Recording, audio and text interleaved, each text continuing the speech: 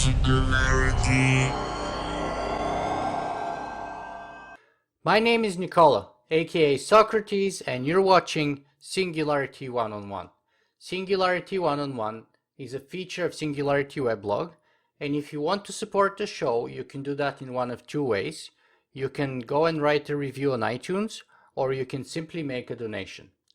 Today, my guest on the show will be Professor Ted Chu. Ted is a professor of economics and a former chief economist for GM. Most recently, Dr. Chu is the author of Human Purpose and Transhuman Potential, a cosmic vision for our future evolution. And this is Ted's book. I've been enjoying it for the last probably 4 days very much, and I think it's a profound book that's really dazzling in the way it encompasses almost everything in the universe, while drawing on a spectacular amount of both philosophical and scientific works by a number of other people. So I have to say it's probably not the easiest read in the world. It's actually quite intellectually sophisticated, but it's definitely a journey worth undertaking. It's definitely worth reading, and it's very rewarding in sort of the perspective, the cosmic perspective that it lays out for the reader, and in the way that it kind of places out the place of humanity as collectively and us perhaps individually within that cosmic context that we're going to be discussing today. So without further ado, hi Ted, and welcome on Singularity One-on-One. Well, thank you, Nicola. Thank you very much for inviting me to your program. It's my pleasure to be speaking with you and talking about my book. Here we have perfect weather in Abu Dhabi, so it's great time to be sharing with you some of my thoughts. Fantastic, and you do have some very interesting and very well written and laid out thoughts, I have to say. So let's jump right in. But before that, let me ask you, Ted, can you please tell us a little bit more about who you are and what you do, for those of us who may not be familiar with you and your work? Okay, yes. I was born and raised in China. I moved to the US to study economics at Georgetown University in the early 90s. And then after that, I started a business career. I've been doing this for 25 years. Most recently, chief economist for Abu Dhabi Investment Authority, one of the sovereign wealth funds. At the same time, I started my second career about 15 years ago in preparation for writing this book. So this book I've been working on it for the last 15 years. That's fascinating. So let me ask you this. How and why did you get interested in issues such as transhumanism so that you ended up working on that topic in your spare time for 15 years, as you said? Yes, many people wondered about that. I'm a professional economist, so why I'm writing this book, right, has very little to do with economics. It's a long story, but to keep it short, I think it's both for personal motivations and also professional motivations. I had a midlife crisis at age 29. Before that, my life was a smooth sailing. From first grade all the way to college, I was never second in class. And I was lucky enough in my junior year to win a free scholarship to study in the US at Georgetown, where the tuition is $30,000 a year. At that time, my parents were making about $60 a month.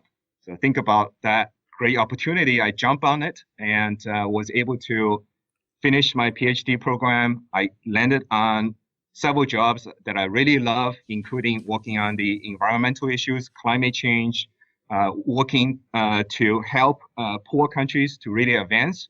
One of the countries, unfortunately, is Ukraine. So today is still in a mess, but I was really having a good life, family life, social life. Everything was so good.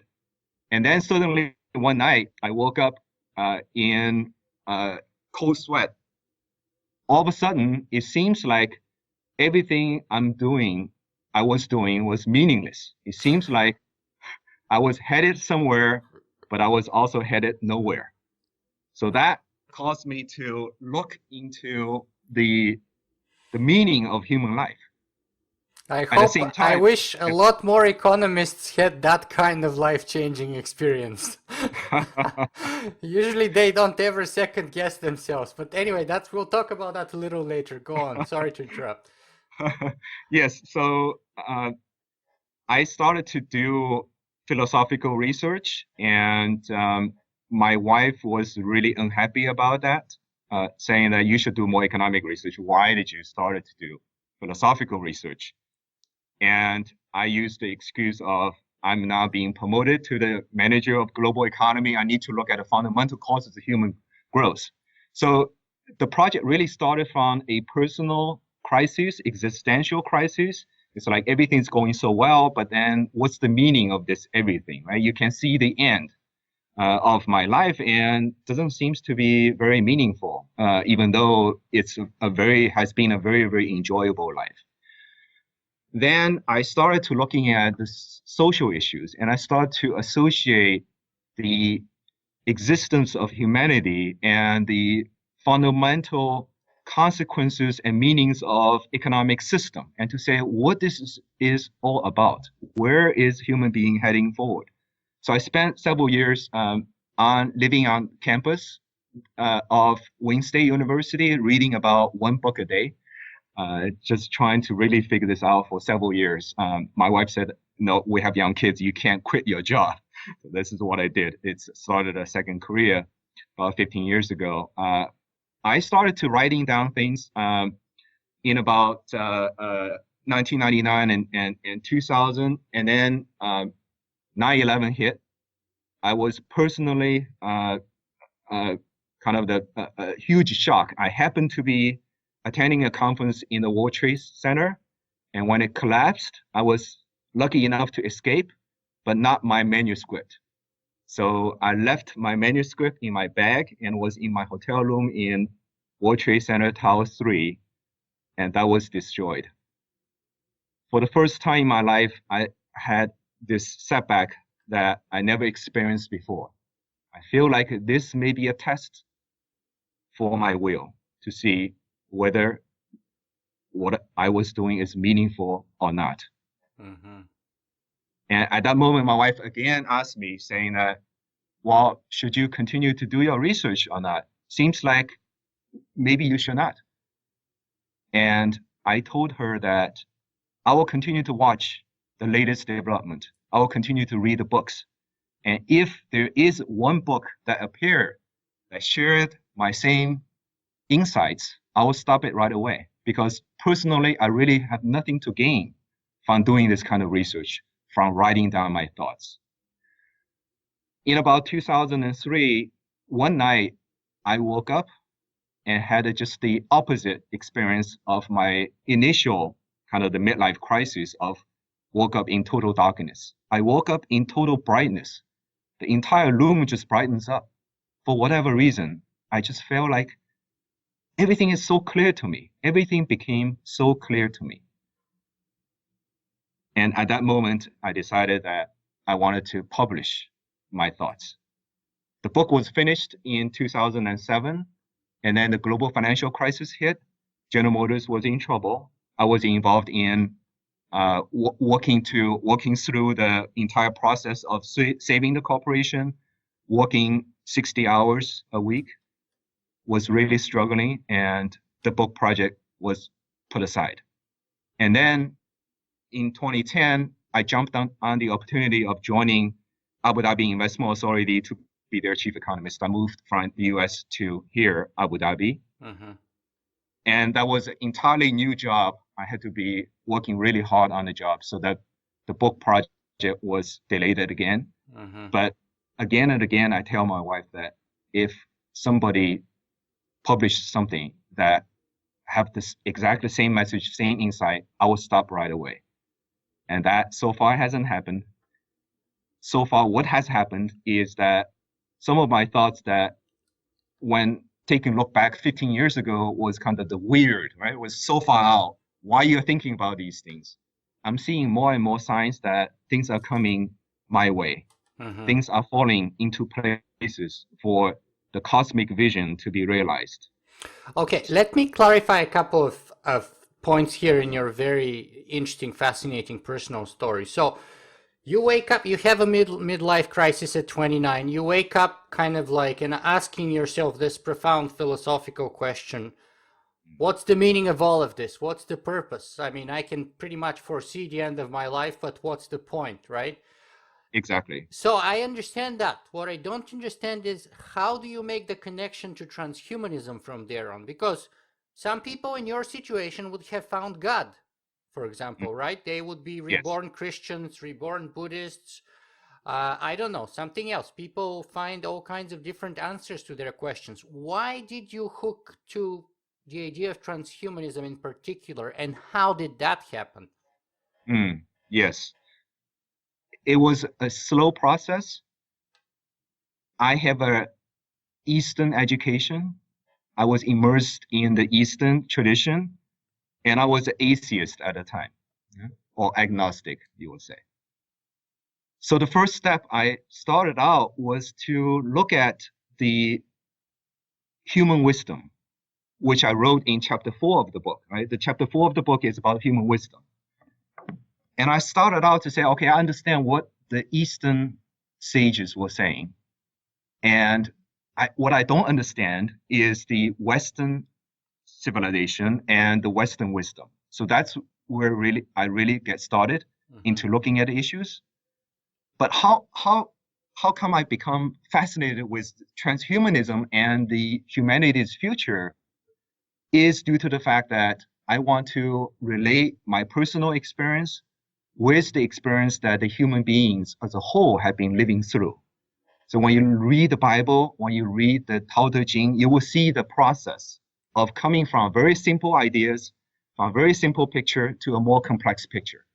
And I think we are a continuation process, and that makes me think we are not the peak, but maybe we're in the transitory phase. And what is the next phase?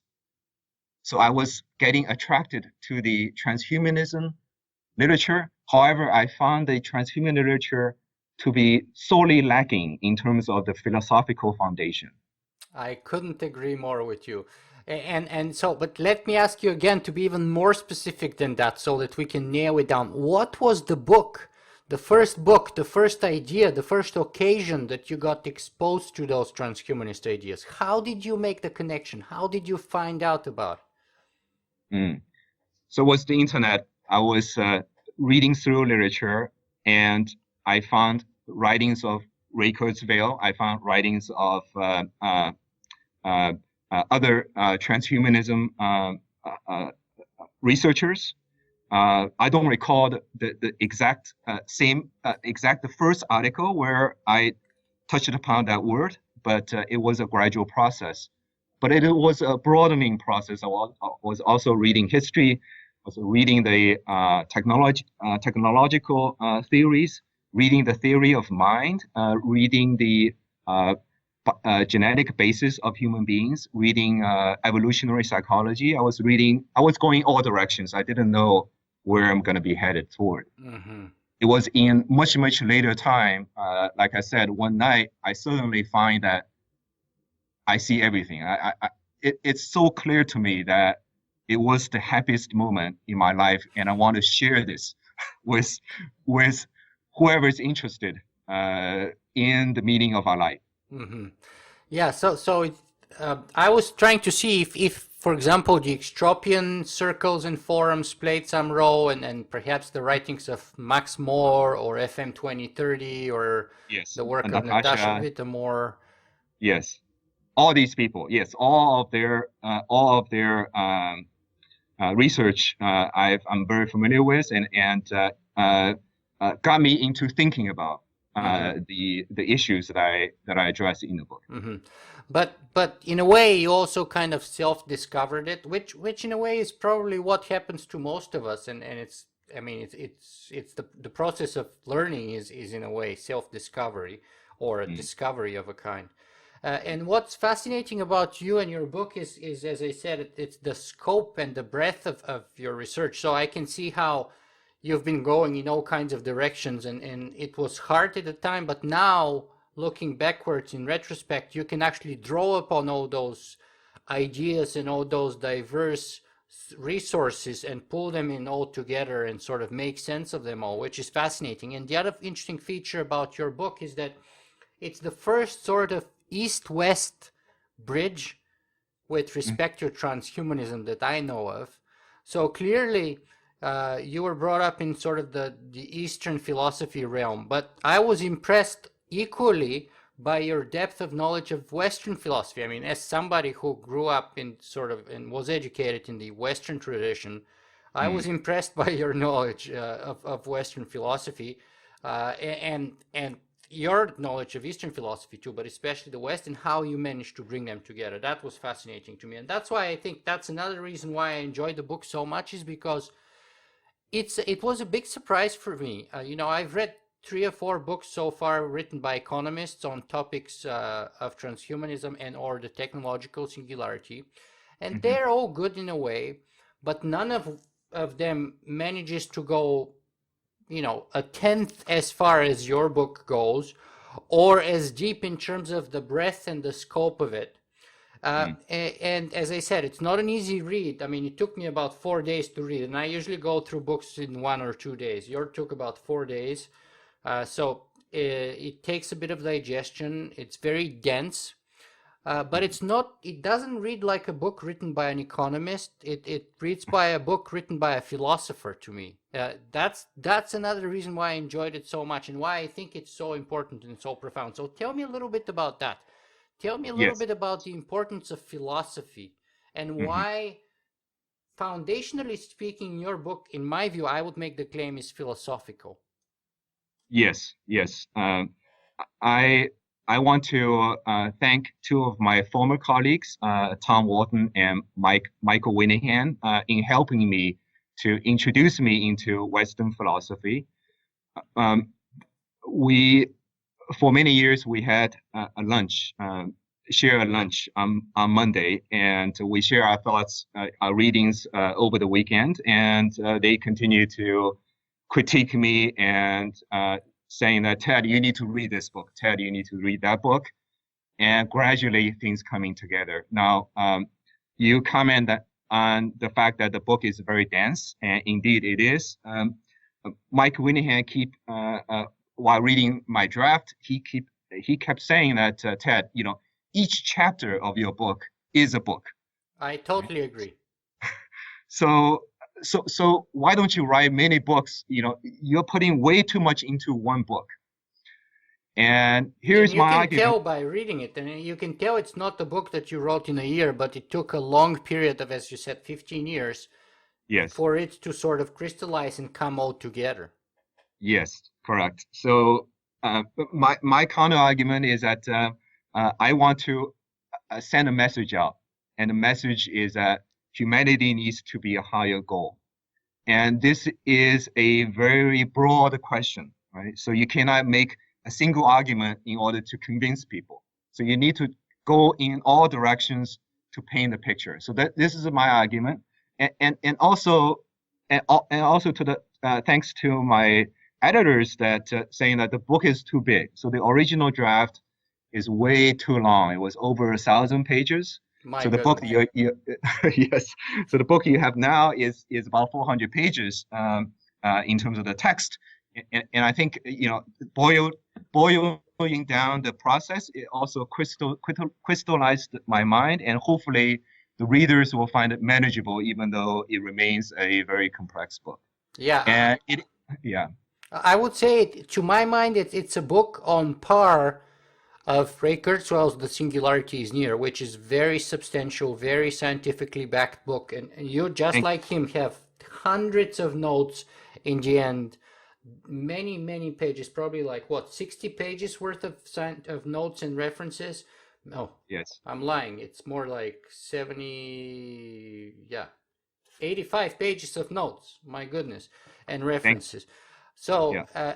and maybe it's even a little bit above Ray Kurzweil's book in a way, in some ways, in the way that it goes actually investigating the sort of the cosmological ramifications and the focus on the human per se, a little bit more than perhaps Ray's, even though it's been probably, what, 6 or 7 years since I read his book last. So, but yeah, Yeah. I think it's at least on par with his. Well, So, thank you. Yeah, yes. I'm not as smart as Ray Kurzweil. I don't know how long it took him to write his book, but I'm slow, and so it took me 15 years in coming up with this book. well, I know that Ray Kurzweil did have a whole team helping him with some of the research on the book and stuff like that. I actually know some of the people that helped him in the process. Catherine was, for example, she's on the team of Singularity University right now, a fantastic person, and she said that it's probably the second or the third project of all her life so far was helping Ray with his book. Oh, And of course, the number one biggest project she's done was Singularity University, but the book comes like right after it. So uh, ah, that's only to say that it was a huge project. mm, And she's one of those meticulous people who goes about data and about the graphs and about the economics and all of those things in a very meticulous, accurate way. mm. But anyways, let me go back to our topic here and ask you. So, what is human purpose and transhuman potential about? What is your book about? Yes. So to boil it down, I think it's about one message, and that message is we need to have a higher goal. What is the human purpose and what is the meaning and why we wanted what what we wanted to do is I suggest that we need to go beyond our current goal of maximizing human well-being. So when you look at political science, economics, any social discussion, we all wanted to maximize GDP. We all wanted to live in a harmonious society, peaceful society, sustainable environment. All this with a implicit, and I think it's a conventional wisdom goal of what the meaning of our life is. We want to have a better human life. And this book suggests that this is a very noble goal, and should be a everyday goal. But presented with the opportunity to go beyond, I think we need to have a higher goal.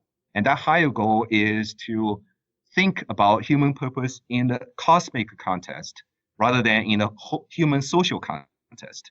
And think about the human species as a transitional species. And think about how do we get the ultimate freedom, the freedom from our biological bondages, to get to the post-human world where the human spirit can be exemplified. I think Mm-hmm. that's the message. We need a higher goal. And in support of what you just said, I just want to read a long paragraph here, but I think it's pivotal for sort of presenting the thesis of the book or the gist of it to our listeners and viewers. So, in your author's preface, you say, quote, "The time has come for man to set himself a goal. The time has come for man to plant the seed of his highest hope." And that's a quote by Nietzsche.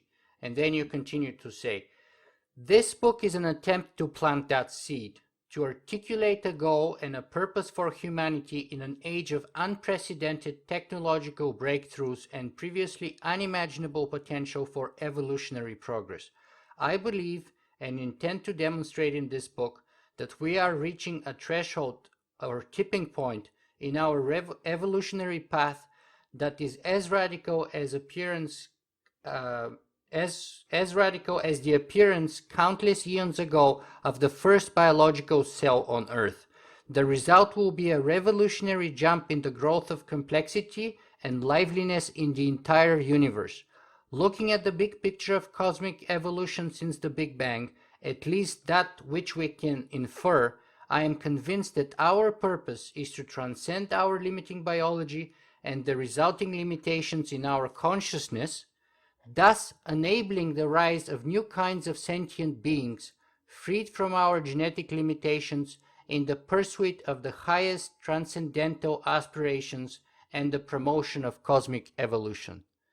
I absolutely was like flabbergasted by that kind of opening and really enjoyed it. It's very dense, but it's really meaningful, and I think you keep on building thereafter from that opening of the book. So Thank you, Nathan. let me ask you, perhaps to make things a little bit easier for us, by defining your understanding of the term transhumanism.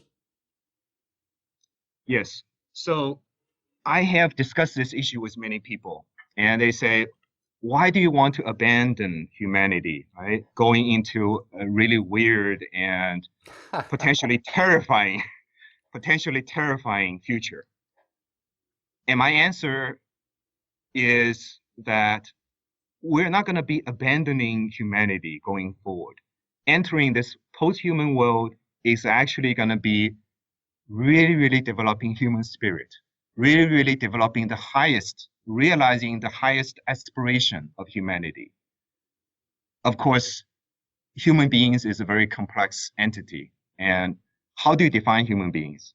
You can say, oh, okay, well, we are defined by our biological being. We're defined by our genes. Or you can say we are defined by what we can do. And I would like to define human beings by our potential. And when you look at all millions or millions of biological species on Earth, we are very unique in the sense that we are the only species that is aware of the existence of the cosmos. And we are the only species that got to have the understanding of where we came from. Right?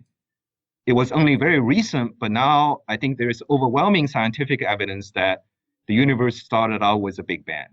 And we have been going from simple to more complex, from no mind to mind, from simple mind to a conscious mind. So to say that, the universe just existed randomly, there is no purpose, or to argue that we are the end of the evolution, we are the chosen people by God and we are the pinnacle evolution, I think it's a limiting thought. So in that sense, I think we need to put our existence and our purpose into a larger context. Mm-hmm. Mm-hmm. And you even preempted my other question about what is human. So you answered that already by saying that we should be defined by our potential. Mm-hmm. So let me ask you about another very important term that you bring and you coin in your book, and that's Kobe. Mm-hmm. Can you tell us what Kobe stands for and what it means? Yes, I spent a lot of time thinking about this. Kobe has multiple meanings. It was the name of the NASA satellite that reconfirmed the Big Bang, the cosmological background noise that reconfirmed the Big Bang event. It also means that it is cosmic being, of course, straightforward. It also has the meaning of could be, right? So could be, COULD, and BE is our potential. So at least that has three meanings. And for me, Kobe is the being that is on the cosmological evolutionary frontier. So let's say 3.7 billion years ago, it is the estimated start of life on Earth. At that time, the single cell bacteria is the Kobe. And later on, of course, when the first animal appeared, that is the Kobe, and so on and so forth. And I believe today humanity is the Kobe because we stand on the frontier of the cosmic evolution. But in the future, that is going to change. And our aspiration ought to be, we will be the creator of the next cosmic being that is going to be more advanced, more capable, do more things that we cannot do, and accomplish more things that humanity have ever dreamed of accomplishing. So this is my concept of Kobe. It is a being on the frontier. It's a dynamic concept. And I'm suggesting that we are Kobe right now, but at some point we will no longer be the Kobe. And that point is when we have the post-human future. Mm-hmm. Very interesting. So what would you say to people who would reply to that, that what you're saying in other ways is that humanity is going to go extinct? Not quite, because when you look at the life's history or cultural history in the human civilization, we're always going to have the latest, right? We're always going to have the things that's on the frontier. But of course, you have some species that has been in existence for 500 million years, 600 million years. What is important is not that we're going to be extinct or we are not going to be extinct as a specific biological species. What is important is that if you're not on the frontier, you largely become irrelevant.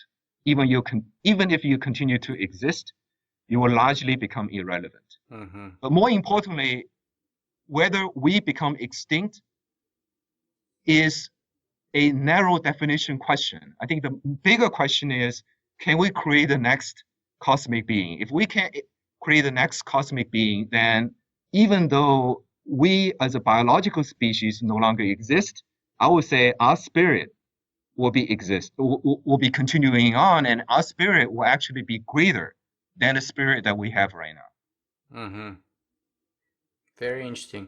Actually, another fascinating foundational sort of idea that kind of underpins the whole structure, foundationally speaking, of your whole book is the idea of evolution.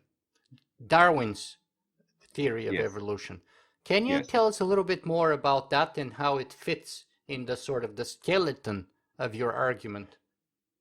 Yes. I believe this is the idea of evolution is the best idea that human beings have ever came upon.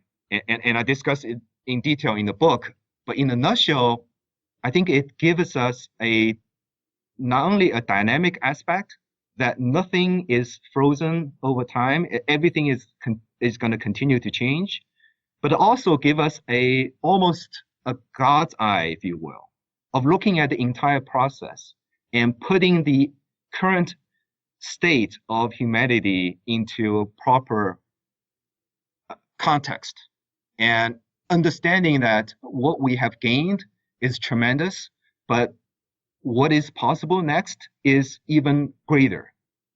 So I think this is the significance of the concept of evolution.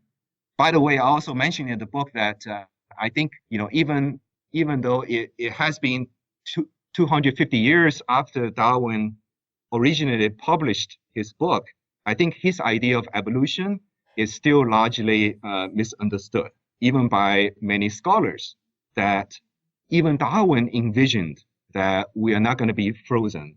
Even Darwin, at his time, envisioned that there could be higher beings coming after us based on the theory of evolution. Mm-hmm. Yeah, that's a very important point to send out there, to send that message. But let me give you a little counter argument, if you will. Douglas Adams, one of my most favorite science fiction writers, once said that we are basically infinitely small specks on an infinitely small speck in an endless universe. Now, you are claiming that we have a cosmic sort of potential, or fate maybe even, and that we may not be the pinnacle of evolution, but we are perhaps a vital step within the unfolding of that cosmic process. Is that not hubris of cosmic proportion? In a sense, maybe it is. In a sense, I totally agree with him that we are so insignificant that our existence in the context of the cosmos almost seems like it's what I call it, a little bubble in the vast ocean. It's so small, and the bubble is gonna pop, right? A bubble, it cannot last forever. It's a very, very transitory existence in the vast ocean of the cosmos. However, to use a imperfect analogy, think about the first biological cell on Earth. That cell, we still don't have a good understanding of where it came from, but the existence of that original cell is so insignificant compared with the entire liveliness of what we have on Earth right now. But it started from there, started from a single spot where Darwin jokingly said it's appeared in some small warm ponds, right? Humans right now, for me, is like that single cell on Earth 3 billion years ago.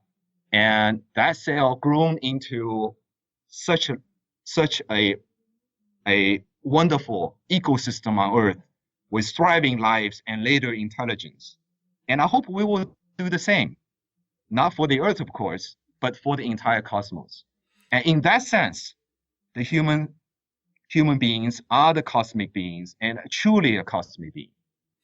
But what if we're just one among many, many beings that came to become intelligent in the endless universe? And another alternative is also, what if our little bubble pops up indeed? I mean, there could be all kinds of extinction level events that basically wipe out our civilization. We're so fragile. Yes, indeed. And then the universe would not be able to meet its fate, according to your argument. Yes, nobody knows the future. And in the book, I talked about 4 future scenarios, and these 2 outcomes are quite plausible. It's quite plausible that there are even more advanced intelligence somewhere else in the universe. It's quite plausible that at some point, life and intelligence could be completely wiped out without developing the next stage of evolution. And all these possibilities, for me, only means one thing. That is, we need to work hard. The findings of recent science and technology indicates that our consciousness do play a role. We do have free will. So in the sense that the biblical message of we are the chosen, you can say it's a faith, but I can also say that it is a very powerful message. Whether you decide to take that message or not is entirely up to you. But I firmly believe when you look at history, those who have faith in themselves, those who are willing to take responsibility, even in the face of a lot of adversity and risk, tend to prevail at the end. So one has to wonder, right? One has to wonder why, through so many mass extinctions, and with 99.9% of species went extinct, why life on Earth never perished once it appeared soon after the Earth was formed, and why life and intelligence continue to thrive? We have to answer that question. Very good. So let me ask you about the other sort of underpinning here that you talk about a lot in the book, and that's the importance of ethics and morality and even religion and faith that you just mentioned. So talk to me a little bit about your ethical foundation, personally speaking, as well as your religious outlook, and how is that interplay in your self-working? Yes, one of the reviewers of my book at IET recently half jokingly called my message as religion 2.0. And I think there's a lot of truth to it, because I wanted to have a higher goal than humanity, and that for some people, that's religion. My view of morality is this. I think today's human morality is related to the human nature. And all the religious traditions or intellectual traditions, philosophical traditions, all come down to one point, which is called the golden rule. And the golden rule says, you don't do to others that others don't want to, others don't do, you don't do to others what others you don't want others to do to you. Or it can be restated as that you should treat others exact the same way as the others you would like others to treat you. So this is kind of equality kind of concept. And I believe this is a very good moral standard with all the specific moral guidance coming out of this big overarching golden rule. I think this is a very good moral standard, and it's no strange that it has been the guidance, the overarching guidance for humanity for thousands of years. However, when you are thinking about humanity in the cosmic context, I think the golden rule is very limiting because it is only applicable towards your fellow beings. Right? So this sets the behavior standard, what you should do regarding fellow human beings. When the other beings or even superior beings are being created, I don't think the current moral standards are sufficient. So that is why in the book, I proposed a new moral standard. I call this transcendental morality. And it can be summarized in very easy to understand language, which is try to put yourself into others' shoes. Now, of course, that rule incorporates the golden rule, right? Because try to put yourself in other people's shoes. But not only that, I think we should try to put ourselves into other animals' shoes, try to put ourselves into super intelligence shoes, and maybe ultimately try to put ourselves into the shoes of the creator of the universe. From that standpoint, then the faith or religion will stand at the highest level. This highest level actually has been achieved in all the world's greatest monolithic religions as well as Eastern philosophies. And what is that higher standard? That higher standard is how can we be one with the universe? And this is the morality, transcendental morality, I think we need to promote. The golden rule will not be sufficient for the post-human future. That's absolutely fascinating there, and let me play devil's advocate and push you a little bit here. Now, I can see how I can try and put myself somewhat in the shoes of like lower intelligence beings, even though, as we know, people have written articles about, for example, what it's like to be a bat. And can you ever imagine what it is to be a bat? Because the idea is that you can only imagine what it is to be a bat from the human being point of view, but you can never actually be a bat unless you are a bat. And I would say that even goes to be more true when we're trying to put ourselves in the shoes of higher intelligence beings, right? So can a goldfish put itself in the shoes of a human being, for example, right? And at that point, perhaps we are going to be the goldfish, and the super intelligences, the post-humans, would be eons above us. And therefore, how could we even begin to try and put ourselves in their shoes, if they even have shoes? Yes, good question. What makes us quite unique among all the animals on Earth is that we have this so-called consciousness. And when you look at it at the lower level, we have a massive amount of neurons that is called the mirror neurons. So what does the mirror neuron do? Well, the mirror neuron is trying to mimic the external reality. And I totally agree with you that our current capabilities to mimic and then thus to understand and thus to be able to judge things based on the external point of view are still somewhat limited. That said, we are so much better equipped to understand other people's perspective than all the all the other lives that have we have ever known. And I suggest that the highest perspective, or the perspectives that I mentioned in the chapter on human wisdom, is really we're trying to understand the God's view. If you can understand the God's view, or you can understand Tao, right? Whatever, based on your religious background or your faith, is what is the highest level. I think once you understand that, then everything else just falls into place. Mm-hmm. Whether you truly understand what the bat feels becomes less important. What's important is you need to understand Tao, you need to understand God. And you say, how do we ever do that with our limited amount of brain? And I think there are two approaches to do that. The first is we need to rely on technology.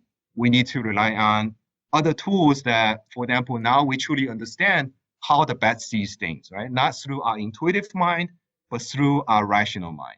So this is one approach.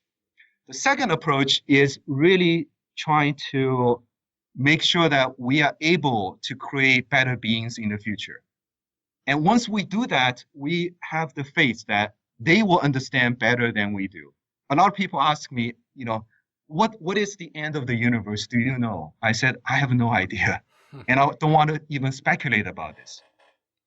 But I have the faith, I have the belief, based on the history, that the future beings, the superhumans or the super intelligence, will do a better job than we do in terms of putting ourselves into others' shoes. Mm-hmm. Mm-hmm. Very well put.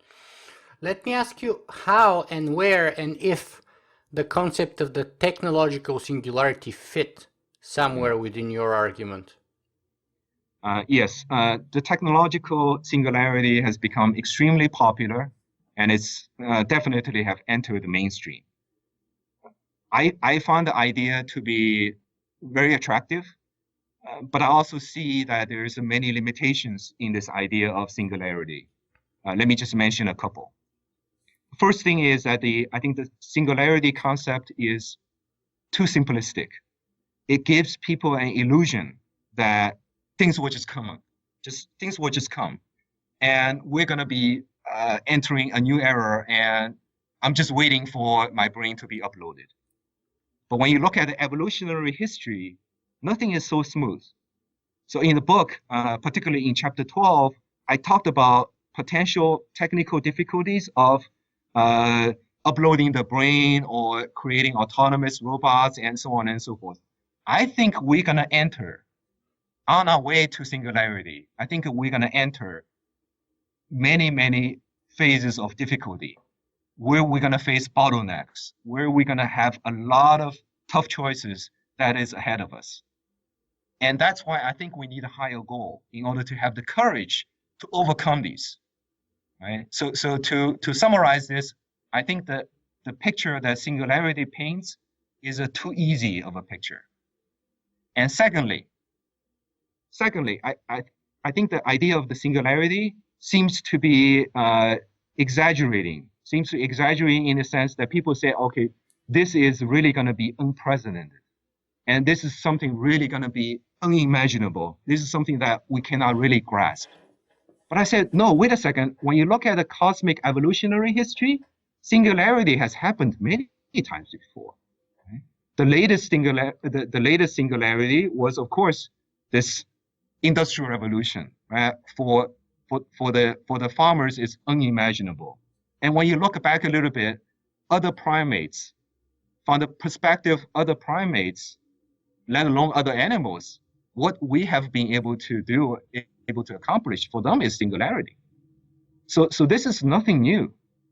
I think this pointing out that this is nothing new will add a lot of comfort and reduce anxiety for many people who really haven't thought about these issues in a deep and a comprehensive way. So Ted, tell me a little bit about the timeline that you envision for your evolutionary perspective here. Yes, as a professional economist, I think we're at a critical stage in terms of the global development. since the global financial crisis of 2008, 2009, the global economy has been growing at a very slow pace. And most economists project that we're going to have a slow growth. Income equality is going to be high, and there's not much hope beyond what we have experienced recently, which is below historical average trend of growth. So I tend to agree with those projections, except that I think people are ignoring what's happening on the technological front with the potential of changing human nature. So totally viewing from a objective standpoint, when you look at the economic system, you can see that the human nature, right, the human beings have now becoming a bottleneck of economic growth. I love to say that, I love to tell people that in terms of developing human resources, which currently is the most valuable source of economic growth and improving humanity's well-being, in terms of developing human resources, we are still at a hunter-gatherer's age. We don't know how to produce and generate better human beings. But that is about to change. So once that changes, there's going to be fundamental changes in terms of the economic structure and in terms of each individual's fate and in terms of the competitiveness of different countries. So I think in one of your prior interviews with other scholars, you asked the question about whether the singularity is going to happen in China or it's going to happen in the US. So these are the things that I'm watching very, very closely because I think these are the things that's going to matter in the future. Mm-hmm. You're probably referring to my interview with Ben Goertzel. Correct. Yeah. Now, let me ask you this, though, since we are sort of on the economic topic.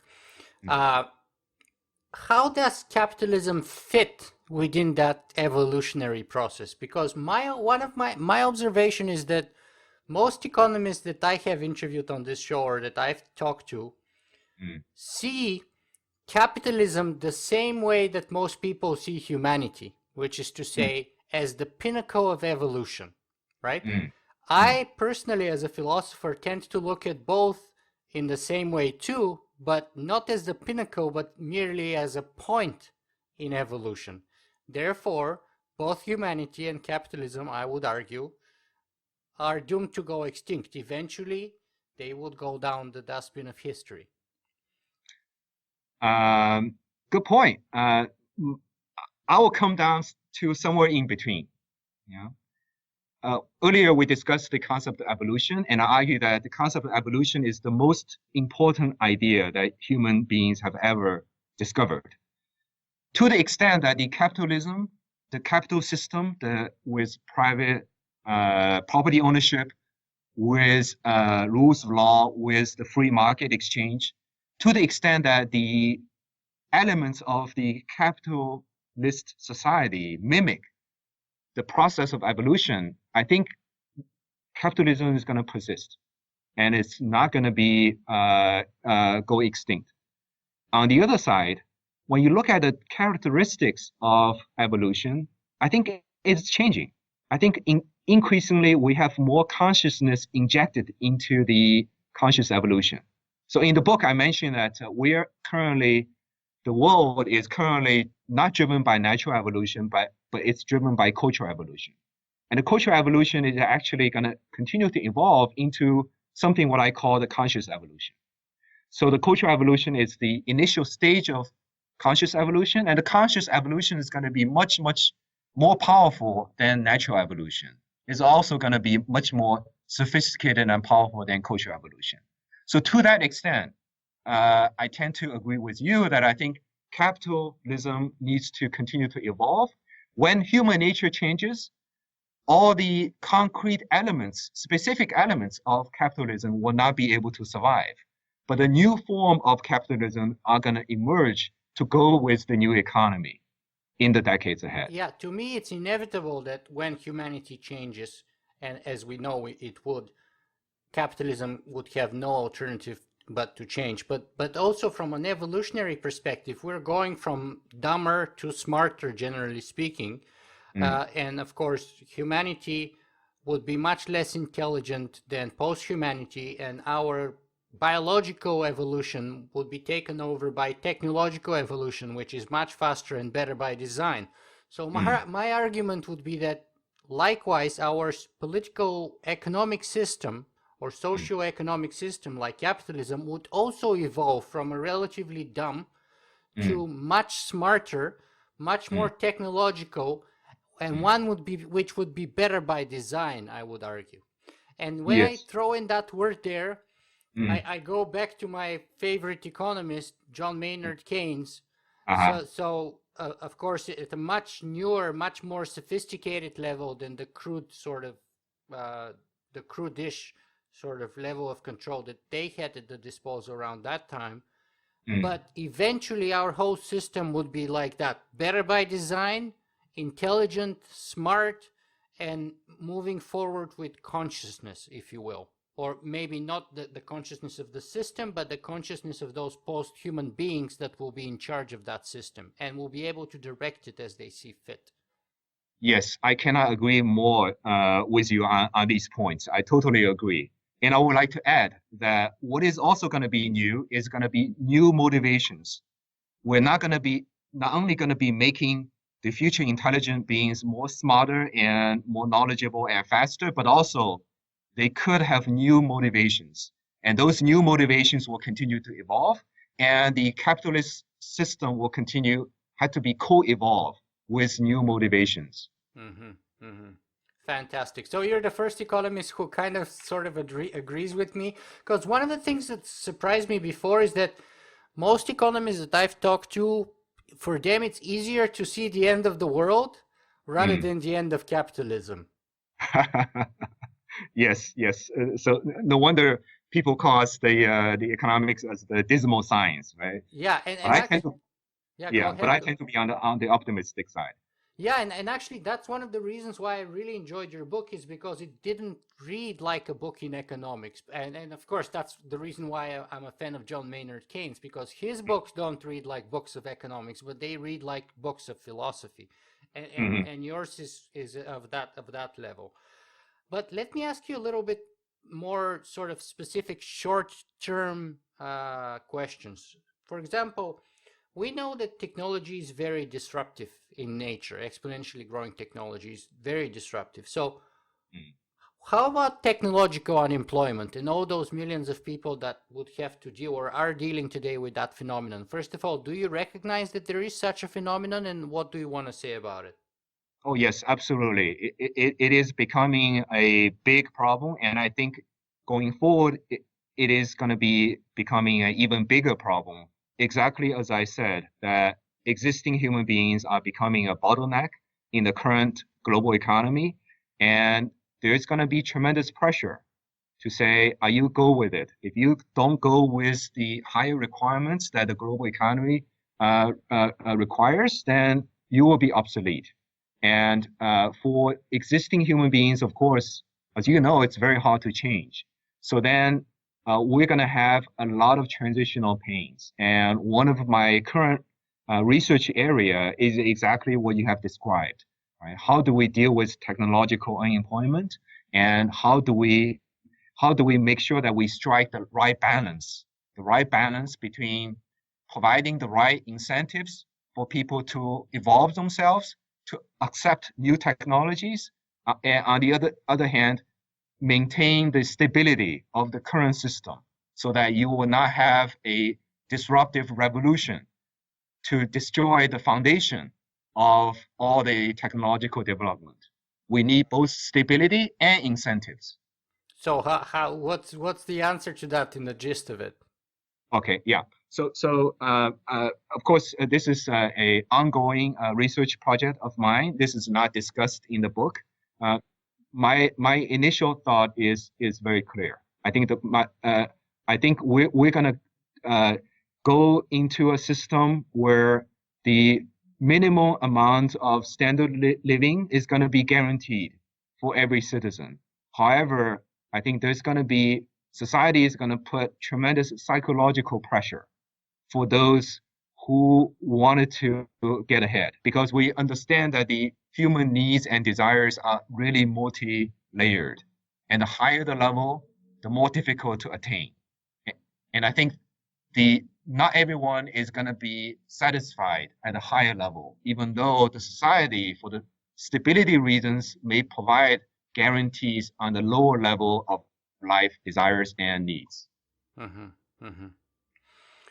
Very interesting. So let me throw another new sort of disruptive development here and ask you what's your professional take on it as an economist. And that's namely Bitcoin. What's your take on Bitcoin? I think it's very interesting. Actually, next week we're gonna have. I'm teaching a course called The Principle of Macroeconomics, and next week we're gonna invite a professor of computer science to guest lecture on this subject. So I also look forward to hear what she has to say.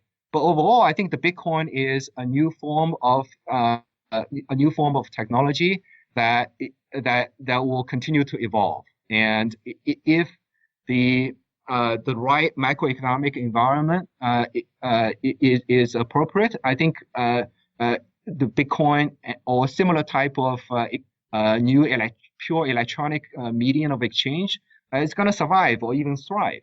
But the future is unknown, because we're going to face a lot of uncertainties in this era, particularly when the central banks are talking about generating necessary inflation in a over-leveraged world. That the political pressure for inflation is not going to go away in the foreseeable future. So, and that will provide an opportunity for the development of the new currencies like a Bitcoin. Mm-hmm. Mm-hmm. One of the issues that people watching this podcast episode would have to confront as people individually is, okay, what can I do about all of this that we just talked about, that we just discussed? So yes, what can you tell people in terms of tips?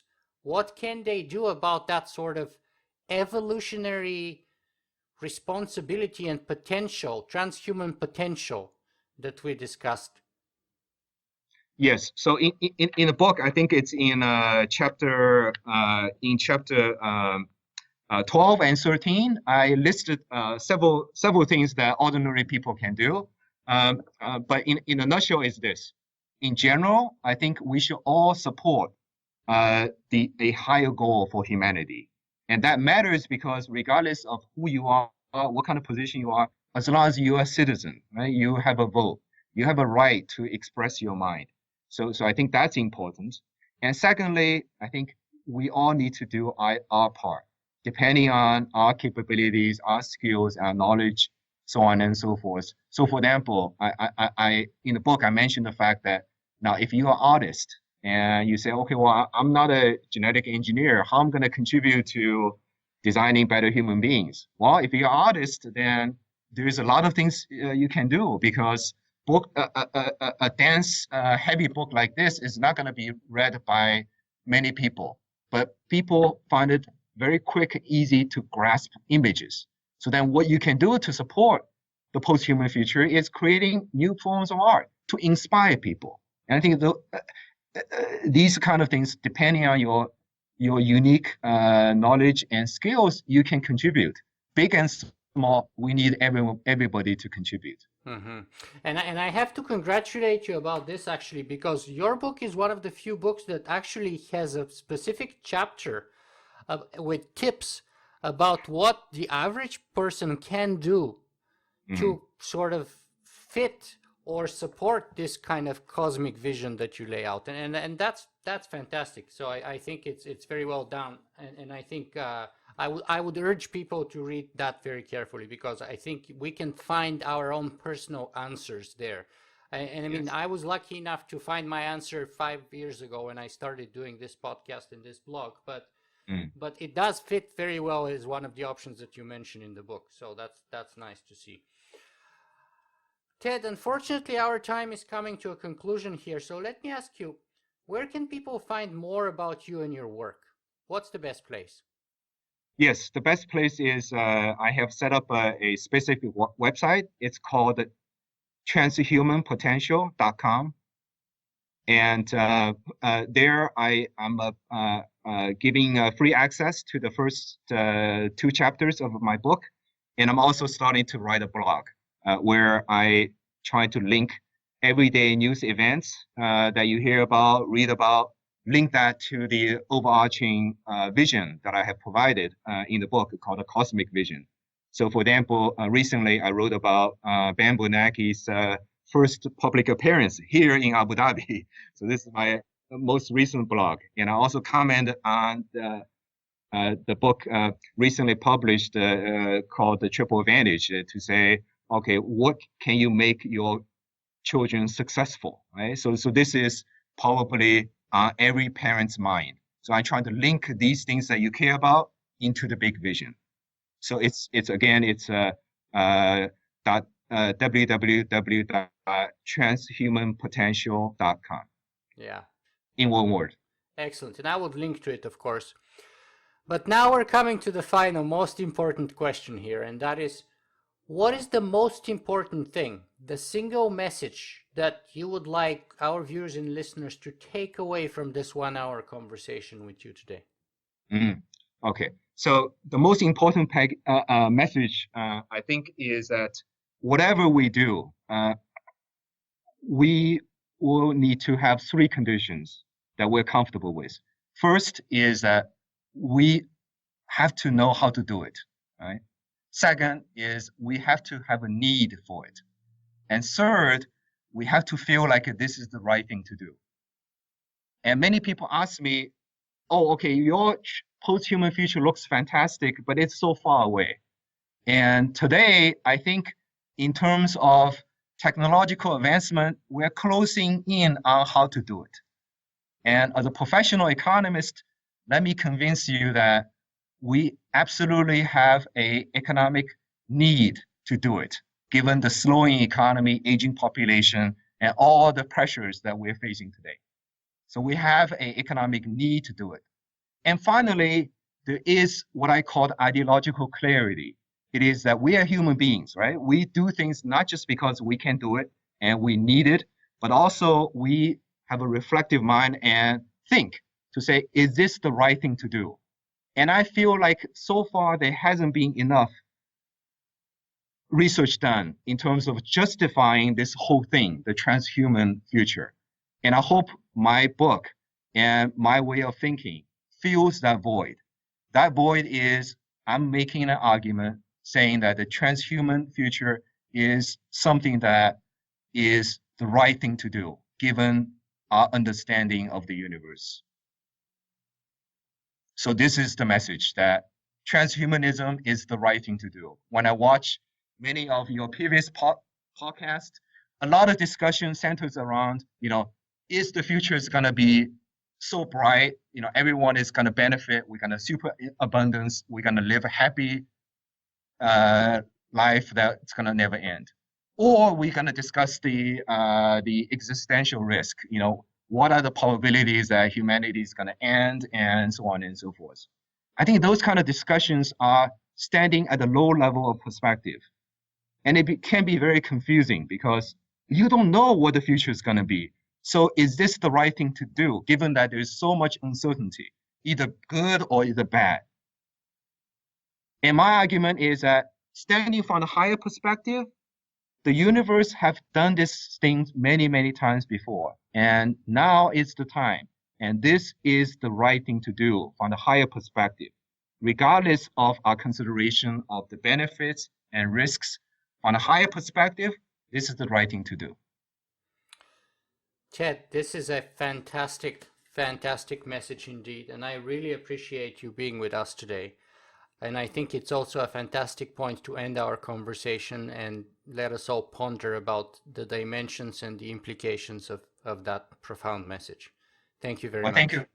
Well, thank you very much, Nicola, to talk to me, and I enjoyed the conversation.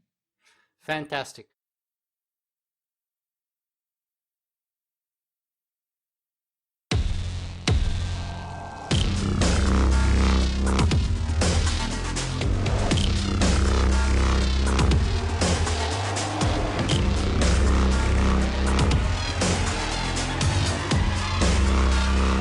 Singularity.